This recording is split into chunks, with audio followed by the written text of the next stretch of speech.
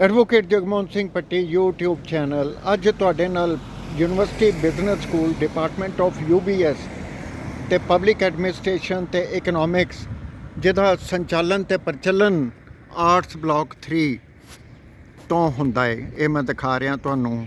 ਔਰ ਇਹ ਵੀ ਦੇਖ ਲਓ ਤੁਸੀਂ, ਇਹ ਹੋ ਗਿਆ ਔਰ ਤਾਲਾ ਵੱਜ ਗਿਆ ਇਸ ਡਿਪਾਰਟਮੈਂਟ ਨੂੰ। ਇਸ ਵੇਲੇ ਇਹ ਉਹ ਡਿਪਾਰਟਮੈਂਟ ਹੈ ਅੱਜ ਤੋਂ 50 ਸਾਲ ਪਹਿਲੋਂ ਜਦੋਂ ਮੈਂ ਇੱਥੇ ਯੂਨੀਵਰਸਿਟੀ 'ਚ ਵਿਜ਼ਿਟ ਕੀਤਾ ਸੀ, ਰੌਣਕਾਂ ਹੁੰਦੀਆਂ ਸੀਗੀਆਂ। ਅਤੇ ਅੱਜ ਇਹ ਰੌਣਕਾਂ ਜਿਹੜੀਆਂ ਇਹ ਜਿਹੜੇ ਦਰਖਤ ਨੇ, ਦਰਖਤਾਂ ਅਤੇ ਇਹ ਪੁੱਟ ਚੁੱਕੇ ਦਰਖਤ ਜਿਹਦੀ ਕੋਈ ਸਾਂਭ ਸੰਭਾਲ ਨਹੀਂ, ਕੋਈ ਕੁਛ ਨਹੀਂ।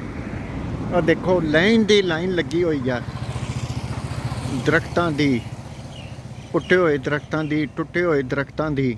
ਔਰ ਇਹ ਜਿਹੜੀ ਸਾਡੀ ਜੇ ਪੰਜਾਬ ਯੂਨੀਵਰਸਿਟੀ ਚੰਡੀਗੜ੍ਹ, ਇਹਦਾ ਇੱਕ ਮੁਲਾਂਕਣ ਕਿਵੇਂ ਕੀਤਾ ਜਾਏ ਅਤੇ ਕੀ ਕੀਤਾ ਜਾਏ। ਅਫਸੋਸ ਇਸ ਗੱਲ ਦਾ ਹੁੰਦਾ ਹੈ ਕਿ ਮੈਂ ਇਸ ਯੂਨੀਵਰਸਿਟੀ ਦਾ ਹੀ ਸਟੂਡੈਂਟ ਹਾਂ ਅਤੇ ਇਸ ਯੂਨੀਵਰਸਿਟੀ ਨੇ ਮੈਨੂੰ ਇੰਨਾ ਕੁਝ ਦਿੱਤਾ। ਅਤੇ ਇਸ ਯੂਨੀਵਰਸਿਟੀ ਨੇ ਜਦੋਂ ਮੈਨੂੰ ਇੰਨਾ ਕੁਝ ਦਿੱਤਾ ਤਾਂ ਇਹਦੀ ਜਿਹੜਾ ਫਾਲ ਹੈ ਉਸ ਦੇ ਲਈ ਕੌਣ ਜ਼ਿੰਮੇਵਾਰ ਹੈ, ਉਹਦੀ ਕਿਹਦੀ ਅਕਾਊਂਟੇਬਿਲਟੀ ਹੈ, ਇਹਦੇ ਉੱਤੇ ਮੈਂ ਗੱਲ ਕਰਦਾ ਰਹਿੰਦਾ। ਸਮੇਂ ਸਮੇਂ 'ਤੇ ਗੱਲਾਂ ਕੀਤੀਆਂ ਵੀ ਨੇ ਪੰਜਾਬ ਯੂਨੀਵਰਸਿਟੀ ਲਈ ਅਤੇ ਕਰਾਂਗੇ ਵੀ। ਅਤੇ ਹੁਣ ਤੁਹਾਡੇ ਨਾਲ ਗੱਲ ਕਰਾਨਾ ਪੰਜਾਬ ਯੂਨੀਵਰਸਿਟੀ ਚੰਡੀਗੜ੍ਹ ਦੇ ਯੂਨੀਵਰਸਿਟੀ ਬਿਜ਼ਨਸ ਸਕੂਲ ਦੇ ਵਿੱਚ ਹੋ ਰਹੀਆਂ ਧਾਂਦਲੀਆਂ ਦੀ। ਇਹਦੇ ਬਾਰੇ ਚਾਨਣਾ ਪਾਉਣਗੇ ਡਾਕਟਰ ਰਜਿੰਦਰ ਕੁਮਾਰ ਸਿੰਗਲਾ ਜੀ ਮੇਰੇ ਨਾਲ ਹਨ, ਉਹਨਾਂ ਨਾਲ ਕਰਦੇ ਹਾਂ ਗੱਲਬਾਤ। ਗੁੱਡ ਈਵਨਿੰਗ ਡਾਕਟਰ ਸਾਹਿਬ। Good evening sir. ਇਹ ਮਾਮਲਾ ਸਰ ਜੋ ਮੈਂ ਹੁਣ ਦੱਸਣ ਜਾ ਰਿਹਾ ਇਹ ਹੈ MBA ਦੇ ਵਿੱਚ ਐਡਮਿਸ਼ਨਸ ਦਾ। ਜਿੱਥੋਂ ਤੱਕ MBA ਕੋਰਸ ਦਾ ਸੰਬੰਧ ਹੈ, ਇਹ ਕਿਸੇ ਟਾਈਮ 'ਤੇ ਬਹੁਤ ਪ੍ਰੈਸਟੀਜੀਅਸ ਕੋਰਸ ਮੰਨਿਆ ਜਾਂਦਾ ਸੀ, ਅੱਜ ਵੀ ਹੈ। ਅਤੇ ਇੱਥੋਂ ਦੇ ਪੜ੍ਹੇ ਲਿਖੇ ਜਿਹੜੇ MBA ਸਟੂਡੈਂਟਸ ਨੇ ਉਹਨਾਂ ਦੀ ਲੱਖਾਂ ਦੇ ਵਿੱਚ ਪਲੇਸਮੈਂਟ ਹੁੰਦੀ ਹੈ। ਤਾਂ ਉਮੀਦ ਰੱਖੀ ਜਾਂਦੀ ਹੈ ਕਿ MBA ਵਰਗੇ ਕੋਰਸਾਂ ਦੇ ਵਿੱਚ ਤਾਂ ਘੱਟੋ ਘੱਟ ਯੂਨੀਵਰਸਿਟੀ ਐਡਮਿਸ਼ਨ ਦੇ ਟਾਈਮ 'ਤੇ ਐਗਜ਼ਾਮੀਨੇਸ਼ਨ ਦੇ ਵਿੱਚ ਇਮਾਨਦਾਰੀ ਵਰਤਦੀ ਹੋਏਗੀ। ਲੇਕਿਨ ਇਸ ਸਾਲ ਜੋ ਵਰਤਮਾਨ ਸੈਸ਼ਨ ਹੈ 2021-22, ਇਹਦੇ ਵਿੱਚ ਪਤਾ ਲੱਗਿਆ ਸੀ ਕਿ ਦਾਖਲਿਆਂ ਦੇ ਵਿੱਚ ਕੋਈ ਘਪਲੇ ਹੋਏ ਨੇ। ਦੱਸਿਆ ਗਿਆ ਸੀ ਕਿ ਉਹਨਾਂ ਵਿਦਿਆਰਥੀਆਂ ਦਾ ਵੀ ਇਸ ਸੈਸ਼ਨ ਦੇ ਵਿੱਚ ਦਾਖਲਾ ਕਰ ਦਿੱਤਾ ਗਿਆ ਜਿਹੜੇ ਐਲੀਜੀਬਲ ਹੀ ਨਹੀਂ ਸੀ।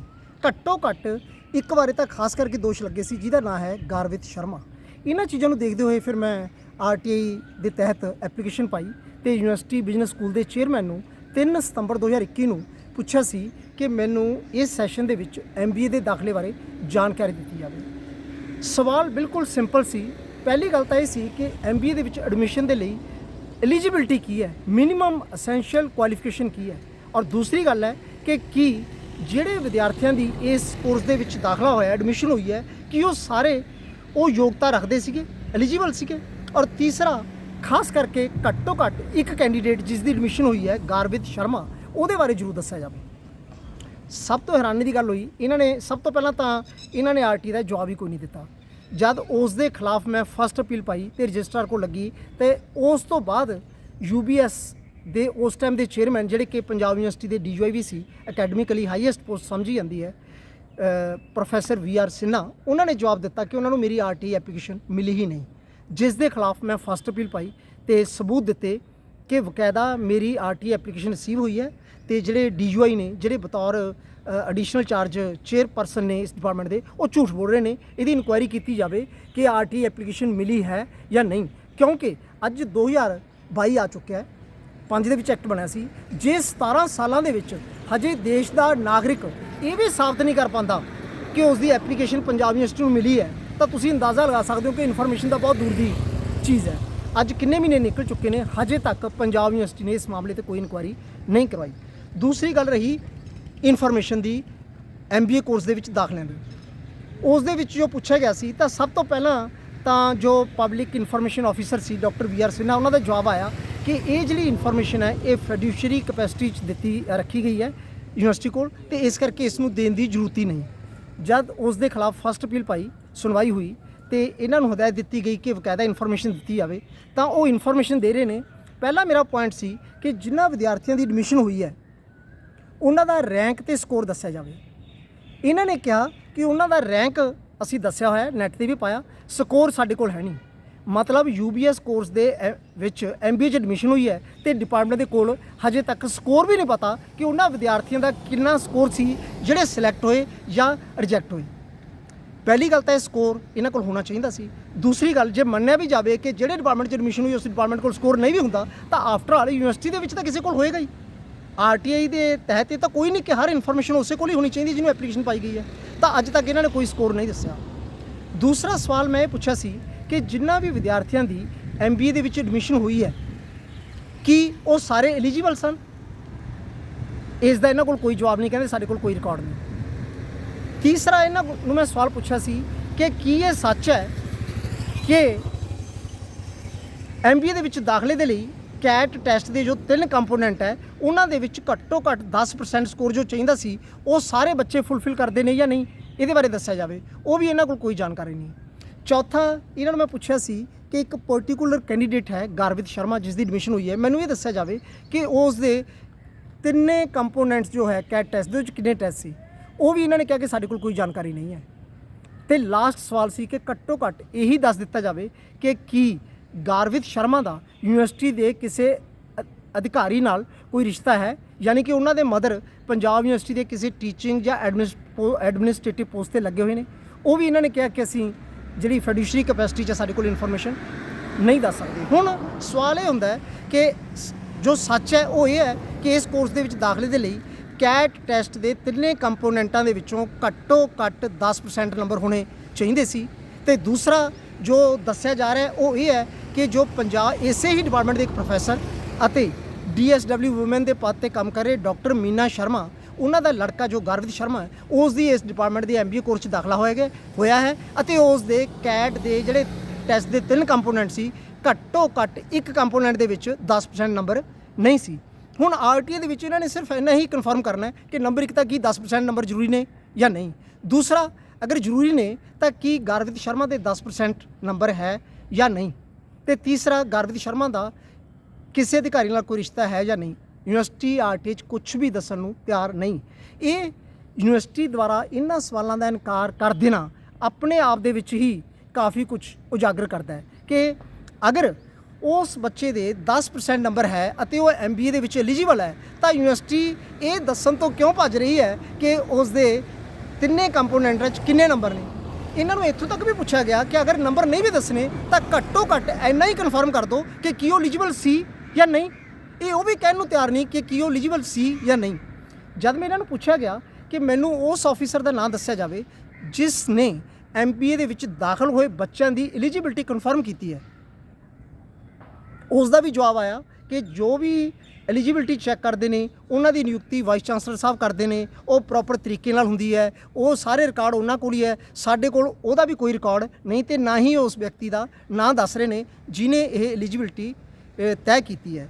ਸੋ ਕੁੱਲ ਮਿਲਾ ਕੇ ਇਹ ਬੜਾ ਸਿੰਪਲ ਮੁੱਦਾ ਹੈ ਕਿ MBA ਦੇ ਵਿੱਚ ਐਡਮਿਸ਼ਨ ਦੇ ਲਈ CAT ਦੇ 3 ਕੰਪੋਨੈਂਟਸ ਦੇ ਵਿੱਚ ਘੱਟੋ ਘੱਟ 10% ਸਕੋਰ ਹੋਣੇ ਚਾਹੀਦੇ ਨੇ ਅਤੇ ਯੂਨੀਵਰਸਿਟੀ ਇਹ ਦੱਸਣ ਤੋਂ ਭੱਜ ਰਹੀ ਹੈ ਕਿ ਕੀ ਇਸੇ ਯੂਨੀਵਰਸਿਟੀ ਦੇ ਇੱਕ ਪ੍ਰੋਫੈਸਰ ਅਤੇ DSW woman doctor Meena Sharma ਦੇ ਲੜਕੇ ਗਾਰਵਿਤ ਸ਼ਰਮਾ ਦੀ ਇਸ ਡਿਪਾਰਟਮੈਂਟ 'ਚ ਐਡਮਿਸ਼ਨ ਹੋਈ ਹੈ। ਅਗਰ ਹੋਈ ਹੈ ਤਾਂ ਕੀ ਉਸ ਦੇ CAT ਦੇ 3 ਕੰਪੋਨੈਂਟਾਂ ਦੇ ਵਿੱਚੋਂ 10% ਨੰਬਰ ਹੈ ਜਾਂ ਨਹੀਂ। ਕਿਉਂਕਿ ਅਗਰ ਇਹ ਸੱਚ ਹੈ ਤਾਂ ਬੜੇ ਅਫਸੋਸ ਦੀ ਗੱਲ ਹੈ ਕਿ ਜੇ ਪੰਜਾਬ ਯੂਨੀਵਰਸਿਟੀ ਦੇ ਵਿੱਚ ਇੰਨੇ ਉੱਚੇ ਪਦਾਂ ਤੇ ਬੈਠੇ ਹੋਏ ਲੋਕ ਵੀ ਇਹ ਕਰਨਗੇ ਤਾਂ ਅਸੀਂ ਯੂਨੀਵਰਸਿਟੀ ਦੇ ਇੱਕ ਆਮ ਆਫੀਸਰ ਤੋਂ, ਟੀਚਰ ਤੋਂ ਜਾਂ EMPLOYE ਤੋਂ ਕੀ ਉਮੀਦ ਰੱਖਾਂਗੇ ਅਤੇ ਦੇਸ਼ ਦੇ ਵਿੱਚ 1882 ਤੋਂ ਚੱਲੀ ਆਈ ਇੰਨੀ ਮਸ਼ਹੂਰ ਫੇਮਸ ਯੂਨੀਵਰਸਿਟੀ ਦਾ ਦੇਸ਼ ਦੇ ਇੱਕ ਆਮ ਨਾਗਰਿਕ ਦੀਆਂ ਨਜ਼ਰਾਂ ਦੇ ਵਿੱਚ ਇਸ ਦਾ ਕੀ ਇਮੇਜ ਹੋਏਗਾ। ਦੇਖੋ, ਇੱਕ ਚੀਜ਼ ਹੈ ਸਿੰਗਲਾ ਸਾਹਿਬ, ਸੱਚ ਕਹਿੰਦੇ ਚੜ੍ਹਦੇ ਸੂਰਜ ਵਰਗਾ ਹੁੰਦਾ ਹੈ ਤੇ ਯੂਨੀਵਰਸਿਟੀ ਨੇ ਇਸ ਸੱਚ ਨੂੰ ਤੁਹਾਡੇ ਸ਼ਬਦਾਂ ਵਿੱਚ RTI ਦਾ ਵੀ ਕਤਲ ਕਰਕੇ ਛੁਪਾਉਣ ਦਾ ਯਤਨ ਕੀਤਾ ਹੈ। ਇਹ ਕਿੱਥੋਂ ਤੱਕ ਜਿਹੜਾ ਜਾਇਜ਼ ਹੈ? ਇਹ ਦੇਸ਼ ਹਿੱਤ 'ਚ ਹੈ ਜਾਂ ਵਿਦੇਸ਼ ਹਿੱਤ 'ਚ ਹੈ?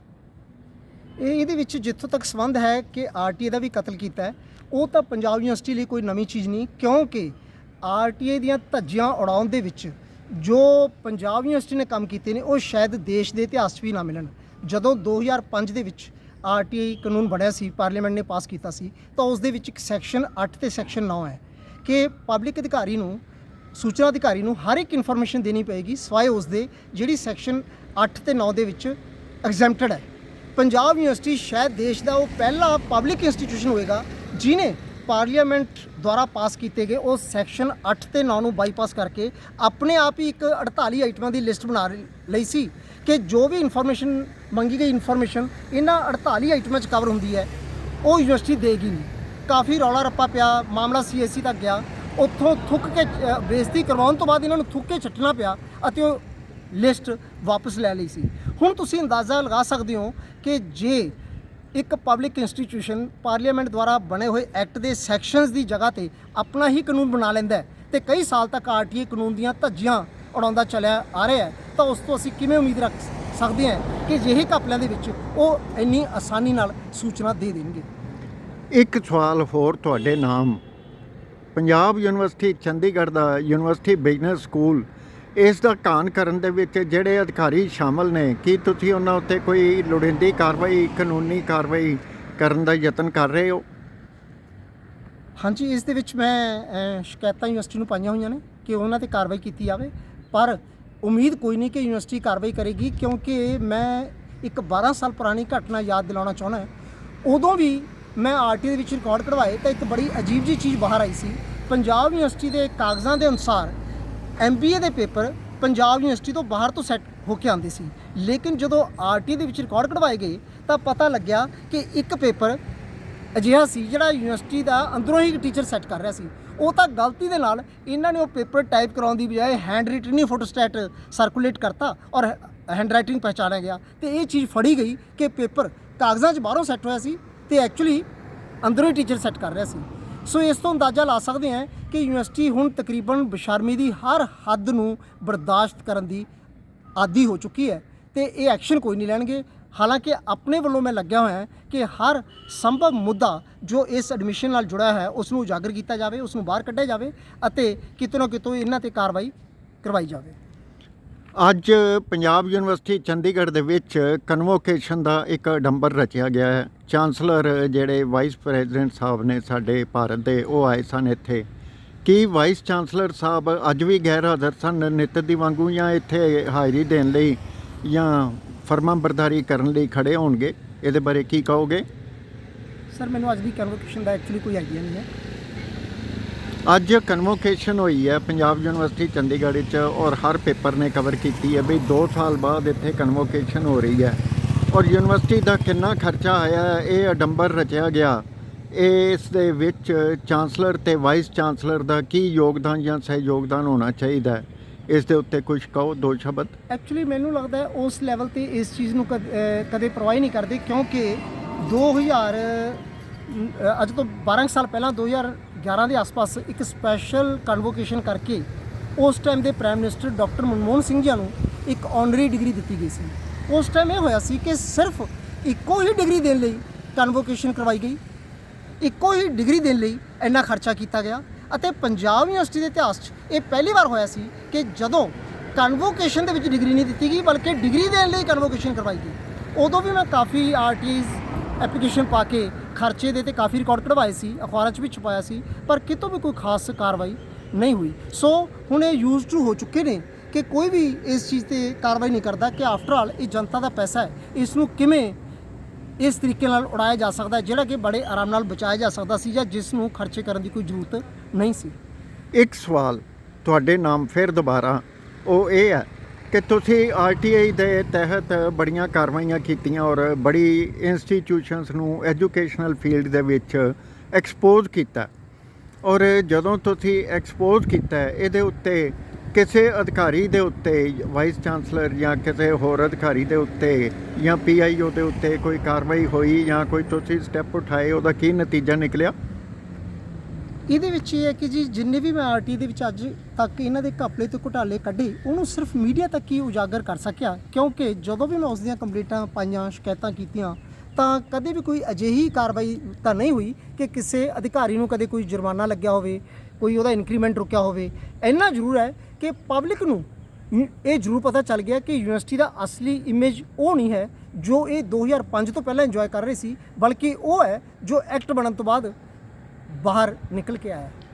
ਇਸ ਦਾ ਮਤਲਬ ਇਹ ਹੋਇਆ ਕਿ ਸਈਆਂ ਪਏ ਕਤਵਾਲ ਤੋਂ ਅਬ ਡਰ ਕਾਏਗਾ, ਅਬ ਸਈਆਂ ਨੂੰ ਲੱਭਣਾ ਪਏਗਾ। ਗੱਲਾਂ ਇੰਨੀਆਂ ਕੋਈ? ਇਹ ਮੇਰੀ ਵੀਡੀਓ ਵੱਧ ਤੋਂ ਵੱਧ ਸ਼ੇਅਰ ਕਰ ਦੇਣਾ। ਇਸ ਚੈਨਲ ਦੇ ਐਡਵੋਕੇਟ ਜਗਮੋਹਨ ਸਿੰਘ ਭੱਟੀ ਨੂੰ ਵੱਧ ਤੋਂ ਵੱਧ ਸ਼ੇਅਰ ਕਰ ਦੇਣਾ। ਲੋਕ ਹਿੱਤ ਦੇ ਵਿੱਚ ਅਸੀਂ ਇਹ ਵੀਡੀਓ ਪਾਉਂਦੇ ਹਾਂ, ਆਪਣਾ ਸਮਾਂ ਕੱਢ ਕੇ ਆਪਣੇ ਦੇਸ਼ ਦੀ ਖਾਤਰ, ਆਪਣੇ ਇੰਸਟੀਟਿਊਸ਼ਨਸ ਦੀ ਖਾਤਰ ਅਸੀਂ ਇੱਕ ਕੰਮ ਕਰਨ ਦਾ ਯਤਨ ਕਰਦੇ ਹਾਂ। ਨਾ ਕਾਹੂ ਸੇ ਦੋਸਤੀ, ਨਾ ਕਾਹੂ ਸੇ ਬੈਰ। ਮੈਂ ਮੰਗਾਂ ਆਪਣੇ ਪੰਜਾਬ ਤੇ ਭਾਰਤ ਵਰਸ਼ ਦੀ ਖੈਰ। ਤੇ ਇਸ ਵੀਡੀਓ ਨੂੰ ਸ਼ੇਅਰ ਵੀ ਕਰ ਦੇਣਾ ਤੇ ਫੀਡਬੈਕ ਵੀ ਦੇ ਦੇਣਾ। ਗੱਲਾਂ ਇੰਨੀਆਂ ਕੋਈ ਸਿੰਗਲਾ ਜੀ, thank you so much. Thank you.